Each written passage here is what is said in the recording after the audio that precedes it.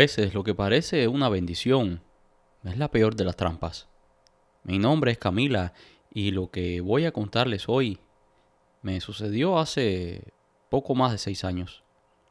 Una tarde común mientras regresaba de la universidad. Recuerdo que estaba más frío de lo normal. Era un día nublado, de esos que te dan ganas de volver a casa y no salir más. Caminaba por una de las calles del centro. Estaba pasando por lo que para mí era en aquel momento el peor tiempo de mi vida, el tiempo más oscuro. Las cosas en la universidad iban bastante mal. En mi casa los problemas financieros estaban plagando nuestras vidas. Mis padres no llegaban a final de mes. Y por mucho que yo trataba de cooperar financieramente, no era suficiente. Mi abuelita estaba enferma y mis padres tenían que enviar dinero para cubrir los gastos médicos. Mi vida amorosa era un desastre. Estaba perdidamente enamorada de un chico, pero este solo jugaba conmigo. Se aprovechaba de mí. Mi cabeza estaba llena de pensamientos negativos, pensamientos que cada vez me sumían más en un profundo malestar y depresión. Una depresión tal que no me dejaba ni respirar. Recuerdo que llegué a la parada de ómnibus y me dejé caer en el banco. No habían otras personas, solamente estaba yo. Mi cabeza no dejaba de pensar en el rosario de problemas que estaba atravesando en aquel momento. Recuerdo que mis ojos se clavaron en el piso. Estaba mirando sin ver, pero de pronto algo llamó mi atención. Algo estaba debajo de un banco de la esquina. El banco estaba a mi mano izquierda y debajo de él pude ver una pequeña estatuilla. Primero no la reconocí, pero después me di cuenta que era una pequeña imagen de San Judas Tadeo. Estaba sucia, el barro estaba seco, pero extrañamente la imagen estaba intacta. Los ojos verdes de la figura parecían seguirme. Enseguida la recogí, pues vengo de una familia extremadamente católica. La verdad, yo nunca le había rezado al santo. Aunque tiene mucha fama de milagroso, e incontables han sido los testimonios de los fieles que después de haberle rezado una novena han conseguido favores. Yo nunca lo hice, nunca le recé a este apóstol. Poco después llegó el ómnibus, y mientras iba camino a casa, recuerdo que llevaba esta imagen entre mis manos, que aunque sucia, la llevaba como el mayor de los tesoros. De cierta manera, haberme encontrado aquella imagen me dio un poco de paz. Creí que tal vez era una señal positiva de que el cielo finalmente estaría trabajando en mi favor. Era como si Dios me estuviera calmando, diciendo que todo iba a estar bien. Tal vez su divina intercesión lograría resolver todos mis problemas. Llegué a la casa y con premura limpié la imagen y la puse en un pequeño altar. En aquel altar tenía otros santos a los cuales sí le rezaba periódicamente. Recuerdo que esa misma noche comencé una novena. Le encendí una vela y le puse un ramo de flores. Esa misma semana las cosas comenzaron a cambiar. Me llamaron de la universidad y me ofrecieron una beca. Llevaba meses esperando aquella llamada telefónica. La aprobación fue inmediata. Mi novio, con quien estaba en una relación complicada y tóxica, comenzó a cambiar. Ahora parecía que estaba perdidamente enamorado de mí.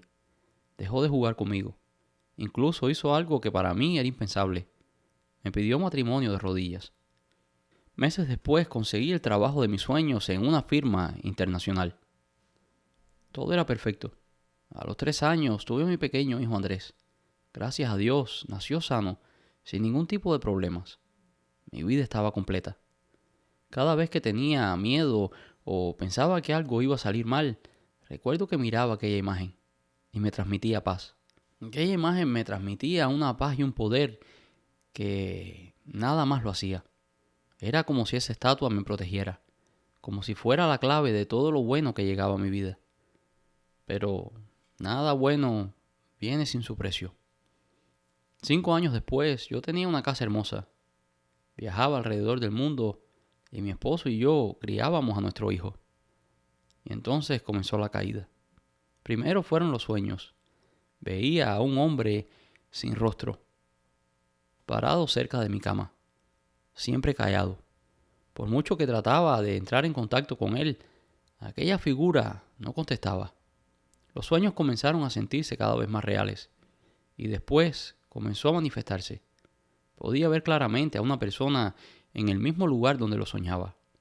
No hablaba, solamente observaba. Después comenzaron los olores extraños en la casa. Parecía carne podrida o quemada. Luego llegó el dolor. Diagnosticaron a mi esposo con una enfermedad autoinmune muy agresiva. Mi esposo a veces se quedaba en el hospital por semanas, pues no podían controlar el dolor y el malestar que tenía. Mi esposo empezó a comportarse extraño. Me gritaba, me empujaba, me miraba como si no me reconociera. Yo comencé a pensar que tal vez era producto de la propia enfermedad o de los medicamentos que le estaban administrando. Recuerdo que una noche despertó y me comenzó a golpear. Dijo que había soñado que yo era el mismísimo demonio. Las cosas se pusieron tan mal que me tuve que ir a la casa de mis padres. Me llevé a mi pequeño hijo, pues ya estaba demasiado agresivo y temía que le fuera a hacer algo al niño. Aquel temor fue como si hubiese tenido una premonición. Fue en pleno verano. Yo tenía un proyecto importante que tenía que entregar para la compañía y dejé al niño con mi mamá. Mi esposo se presentó en la casa y demandó ver al niño. Mi madre no se opuso, pues él había sido agresivo conmigo, pero no con el niño. Contaba a mi madre que él había estado sentado con el niño en la sala, pero cuando ella fue hasta la cocina a preparar algo para ofrecerles a los dos, mi esposo tomó a mi hijo y desapareció con él. Mi madre me notificó inmediatamente. Primero sentí preocupación, pero no demasiada. No creía que mi esposo fuera capaz de hacerle algo a nuestro hijo. Siempre había sido muy buen padre. De todas formas, llamé a unas amigas y a unos familiares para contarles lo que había pasado. Su madre se veía preocupada y me dijo que lo mejor era que diéramos parte a la policía. Me dijo que su hijo no estaba bien, que ella creía que algo muy malo iba a suceder. El pánico se apoderó de mí. Inmediatamente llamamos a la policía. Mi hijo no aparecía. La policía trató el caso como un secuestro, así que inmediatamente notificaron a las autoridades federales. No sé qué fue lo que le dijo su madre, pero los investigadores salieron de la oficina lívidos. Había un sentido de urgencia en su rostro. 3 horas después llegaba la noticia que habían encontrado a mi esposo, dentro de su carro con nuestro hijo. Mi esposo había decidido terminar con la vida de los dos. Aquello me destrozó. Mi salud se desmoronó. No existe dolor físico ni mental tan fuerte como el de perder a un hijo. Estaba verdaderamente perdida. No sabía qué hacer ni qué decir. Solamente me sentaba en el sillón, en el mismo sillón donde había amamantado a mi hijo y donde muchísimas veces lo había cargado. Allí me quedaba con la mente en blanco. No sabía qué sería de mí, ni tampoco me interesaba. Aquella misma apatía me fue llevando a perderlo todo. Comenzaron a llegar las cartas del banco queriendo embargar la casa, pero no me importaba. Solamente estaba allí, respirando, y comía lo poco que mi madre me forzaba a comer. Recuerdo que el día que llegaron los alguaciles para desalojarme de la casa, algo dentro de mí se levantó. Una rabia tan fuerte que comencé a tirar las cosas que estaban en la casa. Recuerdo que me paré frente al abandonado altar donde estaba San Judas y tomé aquella figura que había encontrado tantos años atrás en el piso de la terminal de ómnibus. La tiré contra el suelo con tal fuerza que se rompió en 1000 pedazos. Solamente quedó algo intacto. Un crucifijo. Un crucifijo invertido que estaba dentro de aquella figura. Y envuelto en el crucifijo había un papel de pergamino. El papel contenía letras, sigilos y un nombre. Un nombre que no supe identificar en el momento. No entendía lo que decía. Pero al final, el nombre escrito a mano, comencé a buscar aquel nombre. Agares. Es un duque del infierno que comanda 31 legiones. Este ente suele representarse como un hombre anciano montado en un cocodrilo. Este ente puede conceder conocimiento, lo que conlleva riqueza. Y después destruye todo lo que amas. Esa noche quemé la imagen, la enterré entre sal y tierra bendita. Aunque las cosas se han calmado un poco, la verdad es que lo perdí todo y perdí lo más preciado para mí, que era mi hijo. El que haya deshecho lo que había dentro de aquella imagen no me va a devolver lo que quiero. Mi vida nunca ha sido igual, ni lo será. Estoy bastante bien. No siento que me haya quedado ninguna secuela relacionada a la parte demoníaca, además de las obvias. Pero a veces aún huelo carne quemada, aún lo sueño. Y en mis análisis médicos, mis enfermedades aparecen y desaparecen sin explicación. Por eso te digo que si te encuentras en la calle algo que parece una bendición, no lo lleves a casa sin saber qué oculta dentro, porque no todo lo que parece sagrado viene del cielo. Pensé que me traería la felicidad, pero solo me trajo desgracias. Hola guerrero, me llamo Amalia y después de haber escuchado tus historias, me he animado a contarte lo que me pasó hace ya algunos años. Raramente hablo de estas cosas, pues aunque ya aquello quedó en el pasado, todavía estoy sufriendo las consecuencias por aquel error que cometí. Cuando tenía 19 años, comencé a trabajar en una tienda por departamentos.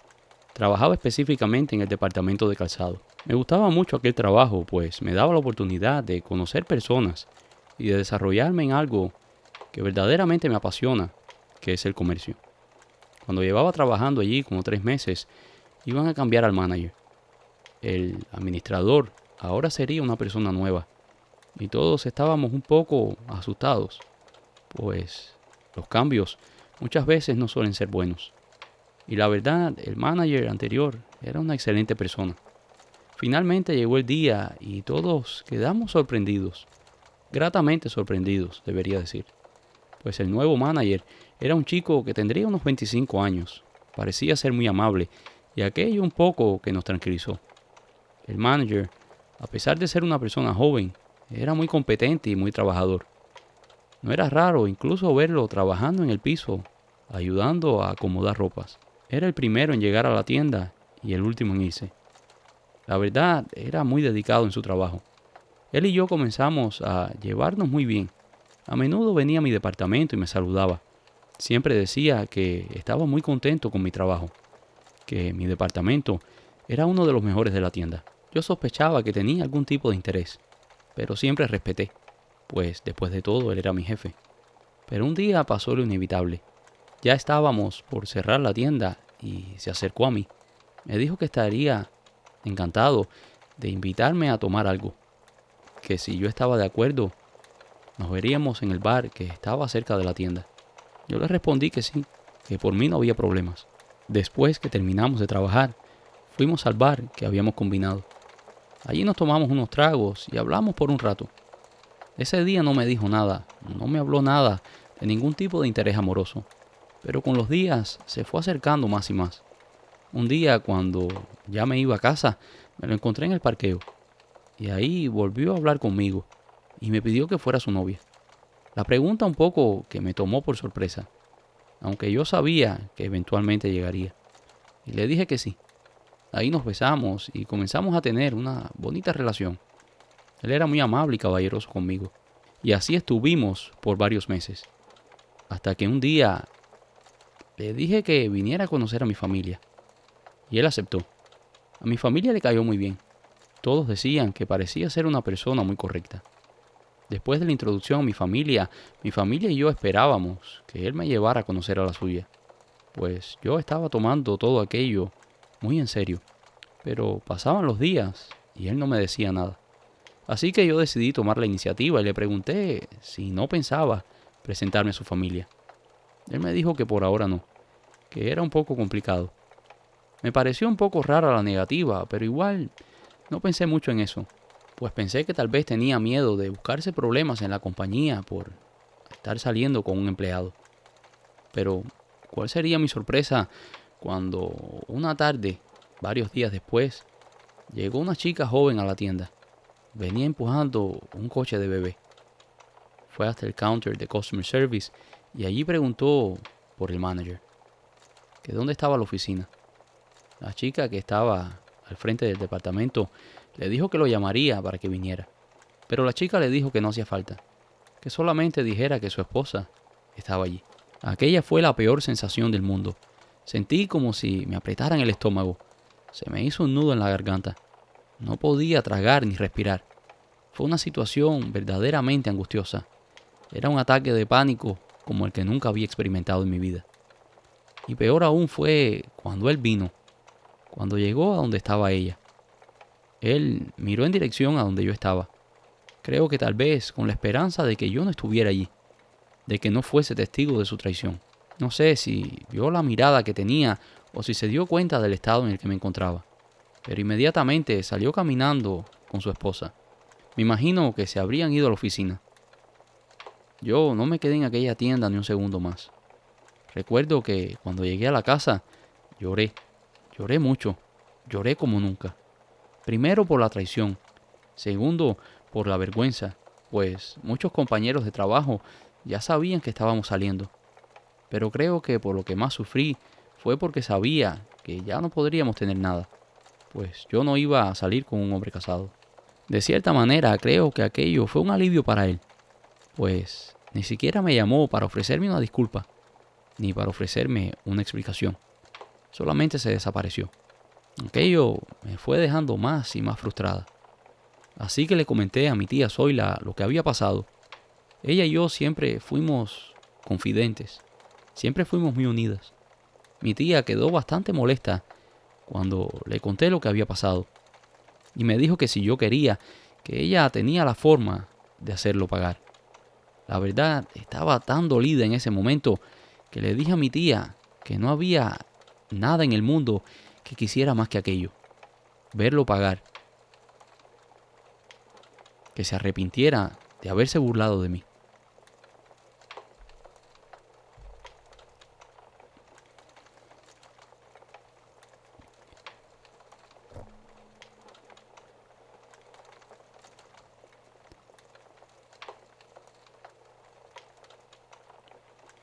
La verdad, sinceramente estaba muy mal, porque aquello no se le hacía a nadie. Yo no me merecía aquello. Mi tía me dijo que si de verdad estaba dispuesta, que ella llamaría a su amiga, que era una bruja muy conocida y que era especialista en estas cosas de engaños de parejas, venganzas y amarres. Hacía varias noches que no podía dormir, hasta que finalmente mi tía me llamó y me dijo que la bruja me vería esa misma semana, que si yo quería, que ella me acompañaría. Y le dije que sí, que no quería ir sola a ese lugar. Recuerdo el día que llegamos a la casa de la señora. No parecía ser una casa donde se practicara nada de brujería o magia. Era una casa muy bonita, limpia y clara. Ni siquiera vi un santo en toda la casa. Creo que la mujer vio mi asombro y me dijo, no todas las brujas tienen que vivir en una casucha y tener una verruga en la nariz. Me dijo que la acompañara y me llevó hasta un pequeño cuarto que tenía en el patio de la casa. Allí había un gran altar, con varios santos y una figura que no reconocía bien. Nunca la había visto. Y aunque en efecto en el piso del lugar habían trabajos de brujería, el lugar estaba limpio.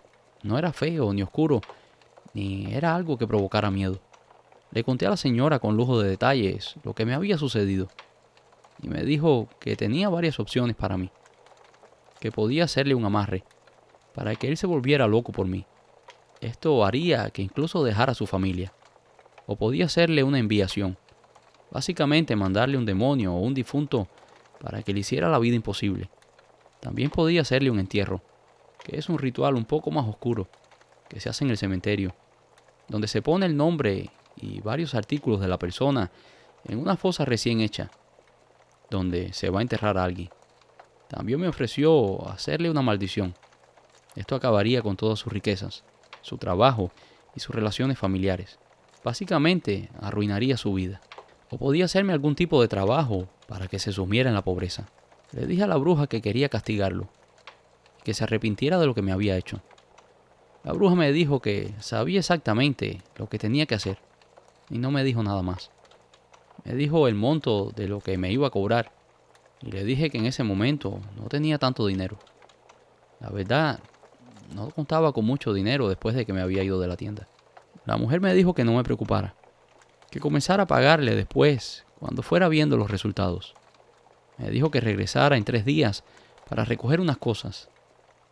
El día que regresé me dio un preparado de hierbas, con el cual tenía que bañarme por 7 días. Me dijo también que tenía que comprarle rosas a la Santa Bárbara. Y también me dio un paquete que debería llevar al cementerio. Hice todo lo que me indicó. No pasaron ni 15 días cuando me llegó la noticia que el hijo de mi exnovio había fallecido ahogado en la piscina de la casa. Aparentemente el niño se escapó cuando la madre estaba haciendo las tareas domésticas. Algunos compañeros de trabajo que asistieron al funeral me contaban que aquel hombre estaba destrozado y que no hacía más que preguntar por mí, que si yo no iba a asistir al funeral. Yo, la verdad, que no lo supe a tiempo, pero aunque me hubiese enterado, tampoco hubiese ido. Hubiera sido una tremenda falta de respeto, para él, para su familia y para el fallecido. De alguna manera aquello me hizo sentir muy mal. Después comencé a tener la sospecha que tal vez lo que yo hice había tenido algo que ver con la muerte del niño. Pero por otro lado me decía a mí misma que no era posible, pues lo que se había hecho era contra él, no contra su hijo. Días después recibí una llamada a mi celular. Era un número que no reconocía. Respondí por casualidad, pues nunca me gusta contestar el teléfono si no sé quién está del otro lado. Para mi sorpresa, era la voz de mi exnovio, ahogado en llanto. Me decía que necesitaba verme. A mí me tomó un poco que por sorpresa, y sinceramente me sentí un poco mal por él. Sabía que había perdido a su hijo. Así que estuve de acuerdo y le dije que nos encontraríamos en un café que estaba muy cerca de la tienda. Cuando lo vi, algo se revivió en mí. No sé si fue porque lo vi en aquella situación o si era porque todavía estaba enamorada de él. Hablamos por un rato. Él me contó la tragedia que había vivido y yo le dije que lo sentía mucho. Siento que en parte aquella rabia que le había tomado por lo que me había hecho había desaparecido. Él me pidió que nos volviéramos a ver para hablar, aunque fuera como amigos, y yo acepté. Pero después él dejó a la esposa, pues decía que no podía vivir con aquella mujer después de lo que le había pasado a su hijo, que él no la culpaba, pero que la presencia de ella lo hacía recordar aquella tragedia. Comenzamos a vernos con frecuencia y otra vez comenzamos una relación. Por aquellos días yo volví a ver a mi tía y le conté lo que estaba pasando. Me dijo que no me olvidara de ir a pagar mi deuda con la bruja. Aquello un poco que se me había olvidado, pues no quería pensar que yo tenía nada que ver con los infortunios que estaban pasando en la vida de él. Pero definitivamente tenía una deuda con la mujer y tenía que pagarla. Recuerdo que en esos días tomé el dinero que debía y fui a ver a la mujer. Y allí la vi y le agradecí por todo lo que había hecho. Me preguntó cómo estaban yendo las cosas, si lo que había hecho había funcionado. Yo le conté con lujo de detalles lo que había sucedido desde el último día que nos habíamos visto.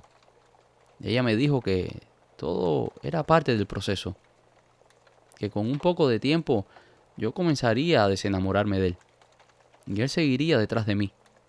Ese mismo día le pregunté a la señora algo que me carcomía por dentro. Tenía que saber si lo que habíamos hecho tenía algo que ver con lo que le había pasado al hijo. La mujer no respondió nada, solamente bajó la vista y me dio una respuesta un poco evasiva. Son cosas de la vida, hija. Hay cosas que a veces no podemos controlar. Nosotros pedimos a Dios y al universo y Él se encarga de que las cosas pasen. Si pasan de una manera o de otra, no es algo que podemos controlar. Y no dijo más. Aquella respuesta un poco que me confirmó, de cierta manera, que efectivamente lo que habíamos hecho había tenido algo que ver con lo que le había pasado al niño. Llegué a la casa ese día y casi no le podía mirar a la cara. Tenía casi confirmado que lo que habíamos hecho había tenido que ver con la muerte de su hijo y con todo el sufrimiento que había experimentado. Mi conciencia no me dejaba tranquila. Incluso comencé a sentir que ya no lo quería igual. tal y como me había dicho la bruja. Yo no quería seguir con él, y él cada vez se empeñaba más en estar conmigo. Hacía todo para agradarme, pero ya algo en mí era como si se hubiese muerto, como que ya no lo quería. No quería tener nada más que ver con él. Eventualmente llegó el día que tomé el coraje que necesitaba y le dije que mejor era dejar las cosas así. Se puso como un loco. Dijo que no permitiría que yo estuviera con nadie más. Y después de decir aquello, le dio un tirón a la puerta y se fue. No sé por qué, pero aquello me dio mala espina. Era como si hubiese sido el anuncio de las desgracias que acontecerían después. Esa misma noche regresó a la casa. Tocaba la puerta como un loco. Gritaba desesperado que lo dejara entrar, que necesitaba verme. La verdad, aquello me asustó mucho, tanto que decidí llamar a la policía. Cuando llegaron los agentes del orden, se lo llevaron preso, pues estaba verdaderamente fuera de control. Ahí lo tuvieron en custodia por un par de días, hasta que salió con una fianza. Ahí comenzó a perseguirme. Se aparecía en todos lados. Estaba verdaderamente desequilibrado. Incluso comencé a tenerle miedo. Fui a la corte y pedí una orden de restricción para que no se pudiera acercar a mí, ni a mi casa, ni a mi nuevo empleo. Pero muchas veces él desobedecía aquella orden judicial. Cada día su vida se ponía peor. Incluso perdió el trabajo y vivía a casa de un pariente en la cochera. Una tarde estaba con mi primo que había venido de otra ciudad. Hacía años que no lo veía, pues él había estado muchos años fuera del país. Y después de su regreso, se fue a vivir a casa de sus padres en otra ciudad. Pero desde hacía tiempo estaba por venir a visitarnos. Desde niño siempre le gustó mucho venir a mi ciudad. Recuerdo que en las vacaciones siempre se pasaba 1 o 2 meses con nosotros. Así que básicamente cuando regresó hicimos el mismo recorrido que hacíamos cuando éramos niños. Fuimos a la heladería de la esquina, a la casa de unos amigos y después nos quedamos en un pequeño bar que hay cerca de mi casa y nos tomamos unas cervezas. Cuando más entretenidos estábamos, apareció mi ex. Traía una pistola. Tenía los ojos desorbitados. Estaba totalmente fuera de sí y atacó a mi primo. Le propinó varios tiros, pero gracias a Dios ninguno le afectó ninguno de sus órganos vitales. Gracias a Dios, otros de los que estaban presentes en el bar, que nos conocían a mí y a mi familia, intervinieron y lo lograron agarrar hasta que llegó la policía. Las heridas que sostuvo mi primo fueron bastante serias. Recuerdo que después del incidente tomé el teléfono y le dije cosas horribles, cosas que tal vez no debía haberle dicho, pero estaba tan frustrada y asustada por la vida de mi primo que le dije de todo. Creía que las cosas que le había dicho lo habían ahuyentado. Hasta que días después, cuando estaba en el hospital con mi primo, vi en las noticias que habían hallado un cuerpo. Era el cuerpo de una persona que aparentemente se había quitado la vida. Cuando mostraron las fotos de su identificación, casi me desmayo. Era él. Había decidido dejar este mundo. A día de hoy, no sé si fue por decisión propia o por las cosas que hice, o si fue por alguna otra situación. Lo que sí sé y les puedo decir es que lo que pensaba que me iba a traer paz, amor y tranquilidad, solo trajo desgracias a mi vida. Por eso desde ese día a todo el mundo le digo que no se envuelvan en cosas de brujería. Eso siempre tiene una forma de cobrarte y lo cobra de la peor manera. Y esto es todo por hoy, espero que hayan disfrutado de este video. Si lo hicieron, déjanos un like y si no lo has hecho todavía, por favor suscríbete. Gracias y nos vemos en el próximo video.